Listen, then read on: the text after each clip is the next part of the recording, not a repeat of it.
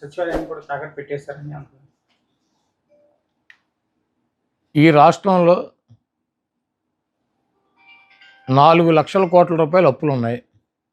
దాంట్లో 2,50,000 కోట్ల రూపాయలు చంద్రబాబు నాయుడు చేశాడు. 4,00,000 రూపాయల్లో 1,50,000 కోట్ల రూపాయలు జగన్మోహన్ రెడ్డి గారు చేసినటువంటి అప్పులు. ప్రభుత్వ ఆస్తులు తాకట్టు పెట్టకుండా బ్యాంకులో లోన్ ఇస్తారా? ప్రభుత్వ ఆస్తి తాకట్టు పెట్టకుండా బ్యాంకు లోన్ ఇస్తాడా? పలానా తాకట్టు పెట్టాలి, పలానా తాకట్టు పెట్టకూడదు, పలానాది మార్టిగేజ్ చేయాలి, పలానా షూటీ చేయాలని ఏమన్నా డాక్టర్ బిఆర్ అంబేద్కర్ గారు రాజ్యాంగంలో రాశారా? సెక్రటేరియట్ ఏంటి చంద్రబాబు గడిదా? ప్రభుత్వాన్ని.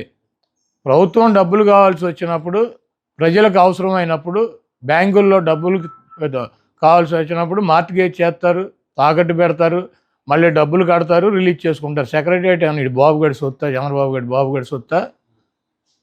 ఇది తాకట్టు పెట్టారు, అది తాకట్టు పెట్టారంటే వీడు పెట్టినయే పెట్టాలా? కానీ చంద్రబాబు నాయుడు పెట్టినటువంటి ఆస్తులు తాకట్టు పెట్టాలి. ఏమైనా రూల్ ఉందా? రాజ్యాంగంలో రాసి ఉందా? పలానా ఆస్తి పెట్టాలి, పలానా ఆస్తి పెట్టకూడదు? అది ప్రభుత్వం ఇష్టం. వాళ్ళు బ్యాంకర్స్తో మాట్లాడి బ్యాంక్ వాళ్ళు డబ్బులు కావాలన్నప్పుడు వాళ్ళు ఏదో ఒకటి మార్టిగేజ్ అడుగుతారు. ప్రభుత్వ ఆస్తి ప్రభుత్వం వాళ్ళు దాన్ని బట్టి వాళ్ళకు ఉన్నటువంటి వెసులుబాటుని బట్టి పెట్టుకుంటారు. సెక్రటేరియట్ పెట్టేశారు. సెక్రటేరియట్ ఎంత? 10 ఎకరాల పొలం.